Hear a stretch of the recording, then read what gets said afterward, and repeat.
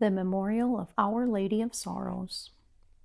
Today's feast follows immediately upon the triumph of the cross.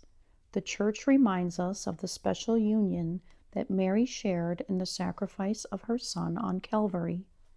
The Christian faithful have long meditated upon this momentous scene, as it is recorded by the four evangelists.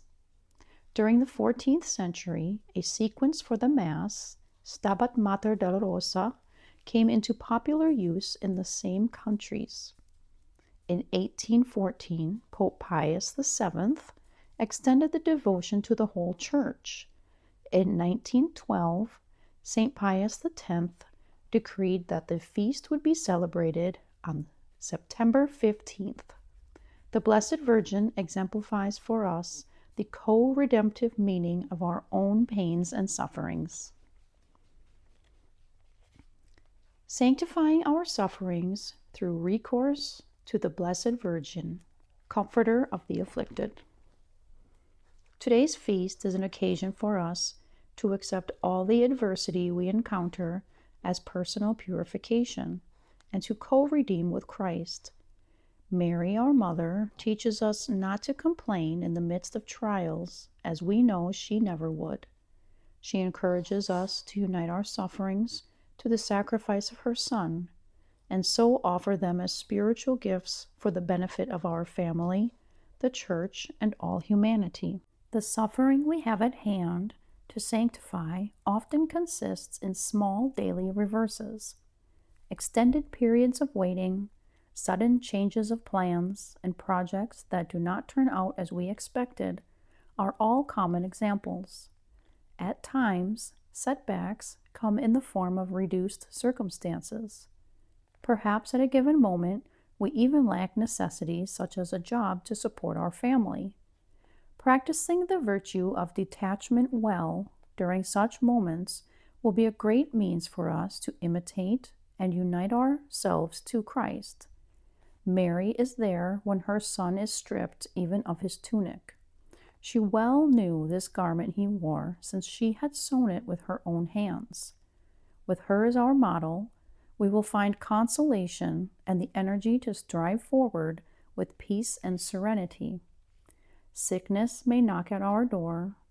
In such an event, we will ask for the grace to welcome the illness as a divine caress, and we will give thanks for the gift of health we did not entirely appreciate before. In whatever form sickness assails us, even if it should involve psychological disturbance, it can be the touchstone of our love for God, an occasion for renewing our confidence in Him and for growing more rapidly in the theological virtues. We can grow in faith because we can learn to better perceive the provident hand of our Father God at work both in sickness and in health. Our hope can be strengthened since we entrust ourselves more into the Lord's hands when we are most in need. Charity has the chance to grow too, because we can offer our situation with exemplary joy because we realize that God permits it for our greater good.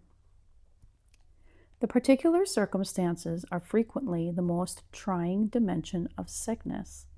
Perhaps its unexpected duration, or our helplessness, or the dependence on others it engenders is the most difficult part of all. Maybe the distress due to solitude, or the impossibility of fulfilling our duties of state is most taxing. A priest, for example, may not be able to continue his works of apostolate. A religious may be unable to follow the rule. The mother of a family might be prevented from looking after her children. Any of these situations, or a combination of them, would go against our nature, and it would be hard to bear. But despite any such sufferings, after using all necessary means for recovering our health, we must join the saints in saying, "Lord, I accept all of these circumstances, whatever you want, whenever and however you so desire." We ask Jesus for an increase of love and tell Him slowly and with complete abandon as we have perhaps so often told him in a variety of situations, "Is this what you want, Lord? Then this is what I want too." A mother always understands her children and consoles them in their troubles, and Mary is our spiritual mother. When our responsibilities become too heavy for our limited strength, we have recourse to her and implore from her help and relief. She continues to be the loving consoler in the many physical and moral sufferings that afflict and torment humanity. She knows our sorrows well because she too suffered from the time of Bethlehem until Calvary. "And a sword will pierce your own soul too." Luke 2:35. From Jesus on the cross, she has the specific mission only and always to love us in order to save us. Mary consoles us above all by pointing out to us Christ crucified and paradise.